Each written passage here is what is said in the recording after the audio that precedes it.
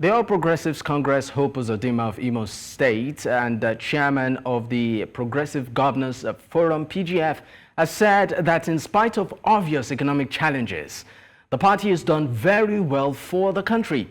He said this on Monday in Abuja while speaking with journalists at the party's national secretariat, where he led some members of the forum on a visit to the party's leadership. According to him, politically speaking, now in his words, we don't need to overflog the horse. The truth of the matter is that the APC has done very well in Nigeria. What is happening currently is a global economic problem. End of quote. And of course, joining me on the program to discuss this is a public affairs analyst, Dickson Iroegbu. Is of course joining me from Abuja. Dickson, thank you for joining me on Politics HQ. Thank you very much for this opportunity. Good evening, viewers. Good evening. Good evening. Now, I mean, you had what the governor said, that the party has done pretty much well for Nigerians, and that, of course, all of the economic hardship being faced is not peculiar to the country alone, but a global phenomenon. To many, that's another form of blame shifting. I would like to just know your take. It's laughable. The truth is that when one, lives in a fool's paradise, all right, you are isolated away from the people, and you think that you can come with your own narrative. We know where we were in 2015 when the APC came to power. Dollar was less than 200 million. All right. We know where we were in 2015 when APC took over power. Right? A bag of rice was less than 8,000 naira. Gari was available, maize was available, food was not a challenge for the Nigerian people. The balkanization we are facing today in our country was not the way it was before APC took over. In fact, we had embarked on a journey to our nationhood. Remember that the PDP had organized the Constitutional Conference, and that is the Jonathan administration has organized and just concluded the 2014 National Conference. So that was a journey towards our nationhood. APC came, balkanized the nation along ethnic and religious lines. And then, of course, the economic situation that we are faced with today, all that APC has continued to do. Of course, when they came in 2015, the blame game was focused on, how that they make an empty treasury, and how that PDP had killed the economy and all the blah, blah, blah narrative. Buhari continued with that until he left, and then handed over to the national leader of the party, who has today, of course, from day one, and he came on board. He announced the hunger that we are facing today, that subsidy was gone. Subsidy was gone without any plan in place. And up till now, all we hear is, how that we will be surprised how the man navigated out of the economic situation. It's all cock and bull story. These leaders are taken out for granted. But there is one thing that we must put out there today, that this hunger that is now uniting the Nigerian people, it is dangerous to continue to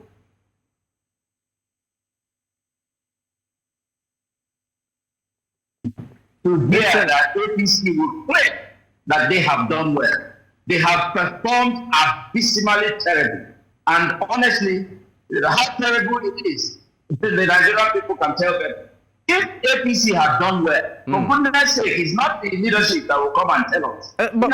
But Dickson, we've seen situations of... have done terribly bad. Okay, I mean, Dickson, you've said pretty much the obvious, but even the president himself acknowledges the fact that some of these policies, of course, have had really dire effect on Nigerians. And he's been, sort of pacifying that, we be patient, that at the end of the day, Nigerians will reap, the fruit of these policies. A recent report, for instance, presented on Monday by the Nigerian delegation led by Barau Jubrin, that's the Deputy Senate President at the 2024 First Ordinary Session of ECOWAS Parliament in Abuja, actually noted that key policies, including the removal of fuel subsidy, the unification of the Naira exchange rate, and of course increased investment in infrastructure, were projected to boost the Nigerian economy by 0.76% in 2024. I mean, is it okay to say that we are just on that road to eventual, economic progress? No, we're headed to nowhere. This is a road to nowhere. Because the story about how that he has put things in place. Okay, let's look at the policies. Let's look at the policies and use it to analyze. Not for them to dish out those figures and all of that. Let's look at the policies. When this government, let's at least equate it to the Tinubu administration. When he came on board, of course, Buhari had removed subsidy before he left.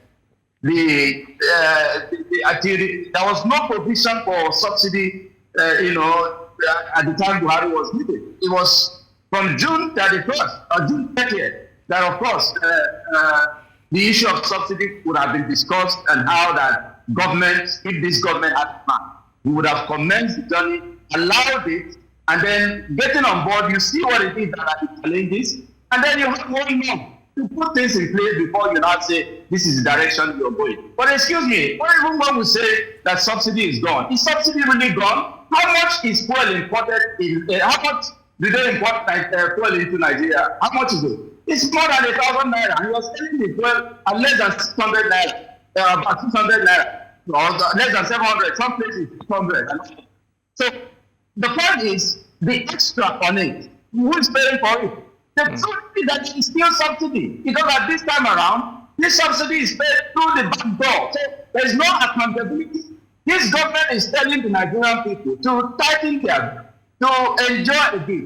But excuse me, let's use like a father who comes home to say to the family, listen guys, there's a situation that cannot allow us to cook 3 times a day. We have to maybe change it twice a day and all of that. Family agrees, but since the father now coming back and he stops over somewhere in the posh restaurant, enjoys the best of champagne, enjoys the best of meal, and comes back home and still announces to the family and says, we just still need to tighten our bed a bit more, maybe we have once. That's how we are seeing the government run. The government is living not as though, the situation, as they are telling us. They don't live like it, they live life, right? We see what is happening in Kenya. There's a danger that this hunger that is uniting the Nigerian people now, there's a danger looming if this government continues to take us for granted and continues the line of telling us cock and bull story about having done well. APC has failed the Nigerian people. What is the purpose of governance? The purpose of governance is to provide welfare and security for the people. So I ask you, my brother, you are a Nigerian people, you're sitting now, where you're anchoring this. How well are you faring in this economic situation of your country? How well, how secured are you in your country and all of that? But haven't we seen some elephant projects and all of that coastal highway that is being constructed for 15 trillion naira? Do we need that? Do we need that now? But some have argued that massive projects but some experts have argued that projects like that, is pretty much necessary, because at the end of the day it would improve commerce, particularly when it comes to interland states. Right, but let's look at some of the achievements. Let's address that. Before you speak, let's address that. The truth is that we have enough roads that could have been embarked upon, with such money was plowed into fixing the bad roads we have in Nigeria. That is a great job. That was, opportunity for the farmers and all of it and access to their farms. So please, that story does not really apply. It doesn't work at all. Okay. Because even the APS, if given to no yes, let me to not be convinced. Another funding fight to take away our resources. I think what it is. Analysts can say all they want to say, but the truth is that the Nigerian people know better. This government has nothing in place for us. You know what, Dickson? Let's highlight some of the achievements that the administration has had in 1 year. Now, some of the listed achievements, have it that the president's administration paid a conditional cash transfer of about 25,000 naira to 3.2 million verified poor and vulnerable households in the country. That's one. Another one has it. We know of the student loan initiative that, is to help quite a number of individuals stay in school. We also have grant for about vulnerable groups for about, that's 20,000 naira paid to about 43 verified, with biometrics. And we also know what happened when it comes to acquisition of, what do you call it? The passport that was made easy, by Tunji Ojo. So, I mean, there are quite a number of achievements in the past 1 year, even though we know that there are pretty much, obvious challenges in our face. So I'm asking you, are you saying at all that the current administration has not achieved anything? My own brother, you see, even the former humanitarian Minister of Humanitarian Affairs, is now being said to account for how many billion. So this story, do you know anybody who has gotten these things you're talking about, these things you read about the soft loans and student loans? Do you know one person around you that has gotten it? You cannot have anybody, identified around. Otherwise, we've been winning it out. I just ask, what has it got? The only thing this government has achieved, if you ask, is to continue with the fairy tale of how they fought for democracy. And today we can't protest, people cannot speak up, the journalists are being hounded and all of that. All this talk and do story of how Jagaban is a master politician, and that's the only thing we just using the government, the resources, the time of the Nigerian people to launder the image of one man whose ambition all his life he wanted to be president of Nigeria. Today he has become president of Nigeria, and there's nothing to say for it. To imagine the insult, added to this injury, right? The salt added to this injury. The people around him are distracting themselves already, campaigning for 2027. It's just fact that we got here. Like I warned, this hunger is uniting the Nigerian people. It is dangerous to continue to play with us. It is dangerous to think that they continue to take us for granted. Nigeria belongs to all of us. This country is too blessed to be where it is. That's why some of us, for instance, will say, what difference has Tinubu, approached governance to? Buhari, his predecessor, came into the government and balkanized us, brought in extreme ethnic approach to governance. Is that what Tinubu is doing now? Okay. His own Yoruba are running the government. It is a labor sabbath. That is what the government of our country to do. Dickson, let's move away from the economy. Let's move away just, briefly from the economy. Let's talk about security right now. Let's talk about security. Yes. Now, compared to what used to be or what was obtainable, at least what we understand is that over 4,000 hostages have been freed and more than 9,000 hostilities neutralized, and about 7,000 terrorists and bandits arrested. And we've seen that to a large extent, would you say the president has been committed when it comes to that fight in terms of boots on ground and also equipping them with the right tools to be able to combat, this terrorist? At least to some large extent, some experts will tell you that there's improvement compared to what it used to be. You see, I started off with saying we're not, except those living in fool's paradise will come out to tell us all these stories.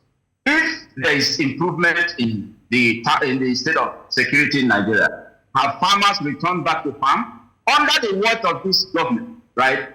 Farmers are paying tax to bandits, to terrorists. And we're saying security has improved. Is it in the north? Is it in the southeast? Where has the security improved? The other day in the southwest, where he comes from, the issue of insecurity is not obvious also in that part. If indeed he has improved, why do we have put surface in Nigeria? It is because farmers are not getting their money. It's just the honest truth. We don't really know numbers of those who are alive. Until there is justice, equity, and fairness, we're wasting our time.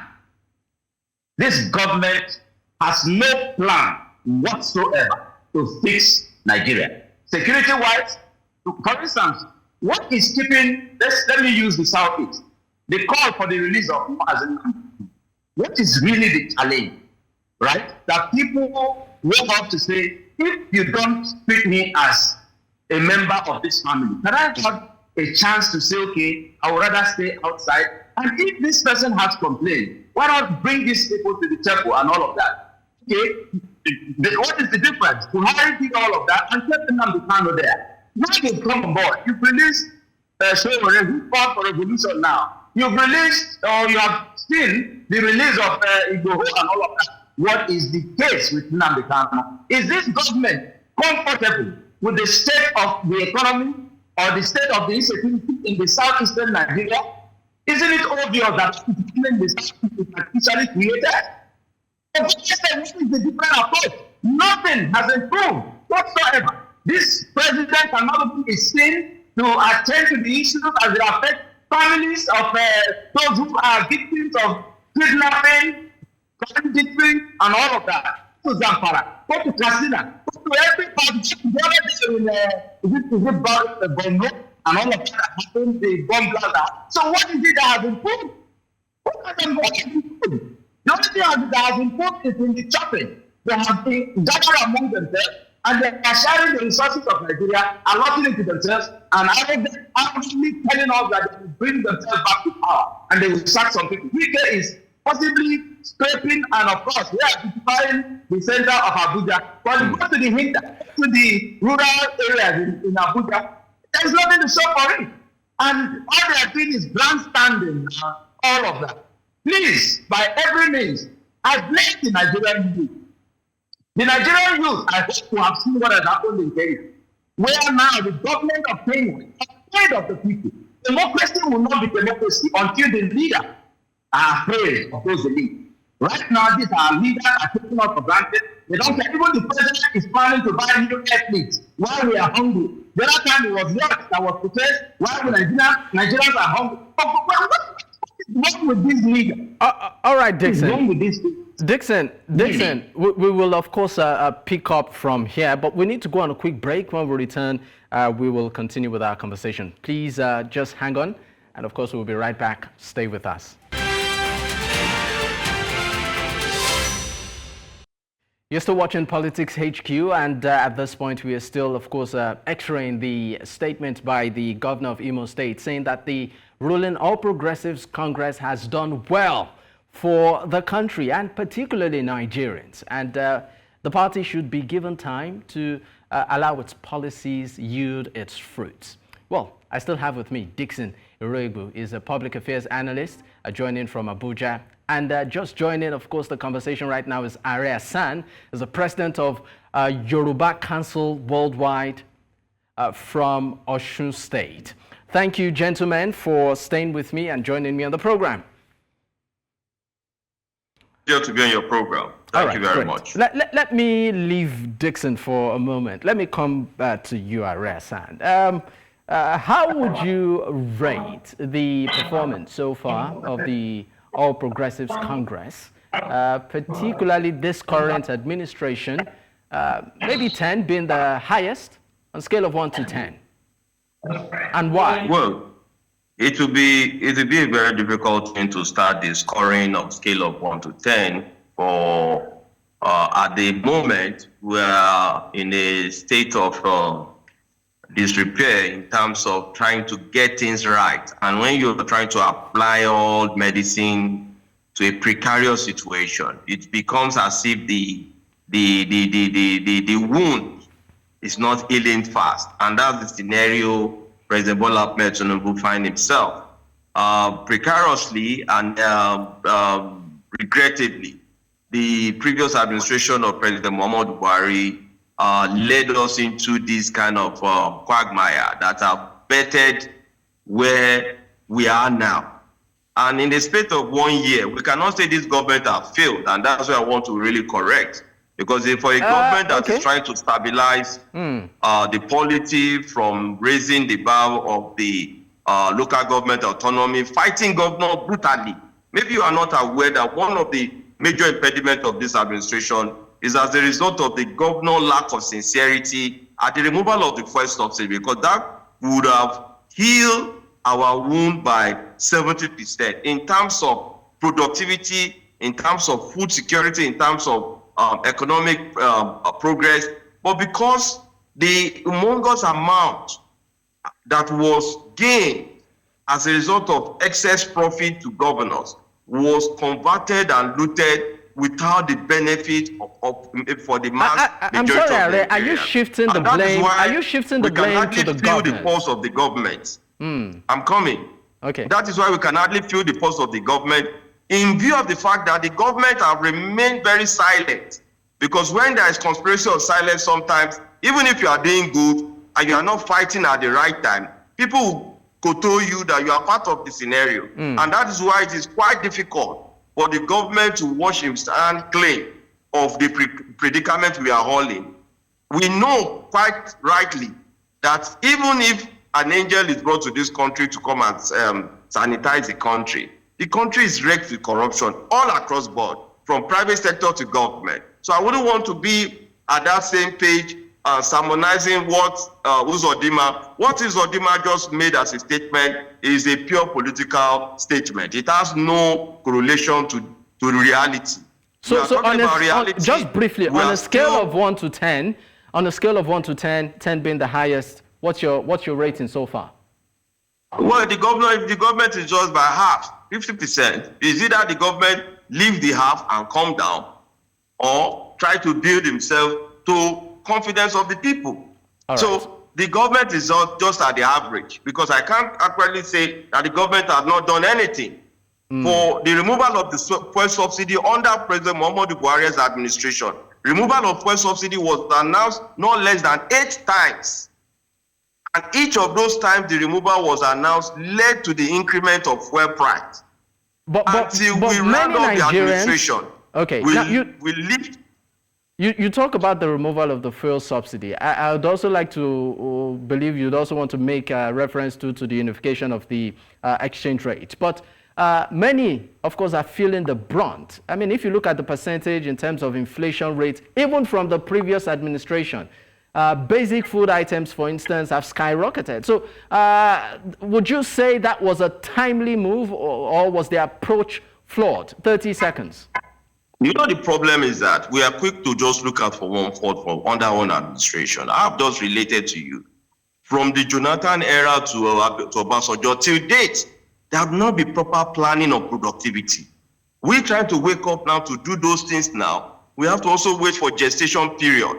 In terms of gestation period, what this government, to me, where they did not get it right, is the fact that in the area of food security, they were meant to, first of all, have importation.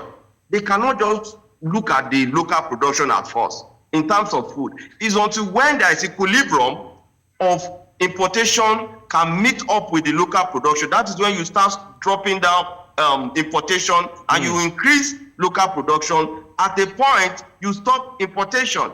So, but because the government was trying to believe that at the beginning of the administration, with the increase of monthly allocation to governors will trickle down into local government and development will spread across board, which is a very good arithmetic if we have good governance and we have people who are patriotic. But we have failed leaders who are never patriotic. And I wouldn't want to lay the blame on the table of Mr. President alone. It's a collective blame for the entire government of structure of governance in this country. So, but in terms of the goodwill that Mr. President is trying to paint, it will be very disastrous if you don't even appreciate that intention, because that intention were never there before. Okay, you talk about intention, Aare, because we are pressed for time. Are yet to materialize. We are pressed for time. Hello? I'm sorry, Aare. I'm sorry to interrupt, but we are pressed for time. I would like to give Dickson about, say, maybe 30 seconds to react, if possibly his final comment on this, and then, of course, we take yours and we move on. Dickson. Okay, thank you very much. My dear brother, Aare Hassan, it is time that we look beyond this direct personal interest and look at the collective interest of the Nigerians.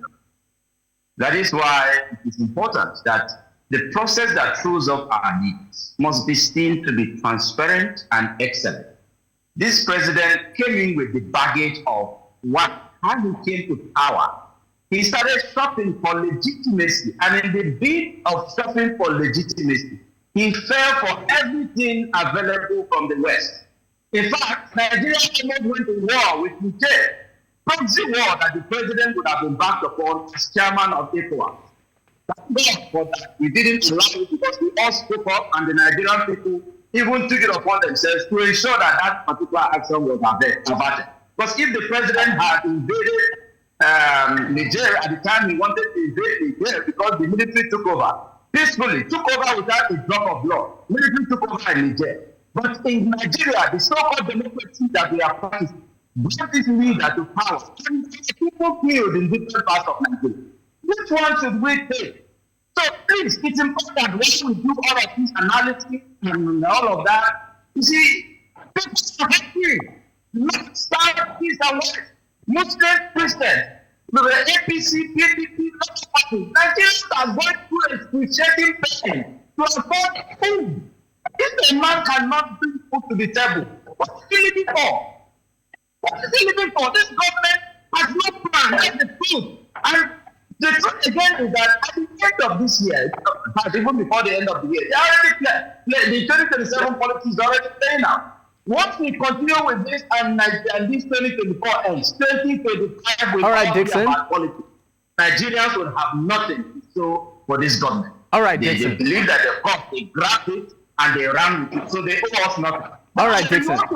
All right, Dickson. I'm sorry, but I need to cut in so that I can take Aare's final thoughts in 30 seconds. Dickson, I apologize. Aare, 30 seconds. Yeah. My brother is still in the euphoria of the pre-election issues that battered the 2023 elections, and that's why I want us to move away from there. For me, it's not about ethnicity. But sometimes we have to also read from the prism of the mindset of an average Nigerian. That's what Mr. Dickson has just been able to show. But to me, I still have 100% confidence that this government will be productive. It cannot be able to solve all our problems. But with the indicators I'm seeing, if I'm not so confident, I'll not be here trying to say it. I'm not here to bootlick a government. But when somebody is doing something, let us try to be patriotic. Thank you so much. If all of us are raising the bar that this marking with the baggage, I'm afraid we would need to go. Thank you so much, Aare. Thank you for your time on the program. Dickson Iroegbu is actually a public affairs analyst joining from Abuja, and also Aare Hassan joining in. Once again, gentlemen, thank you for your time.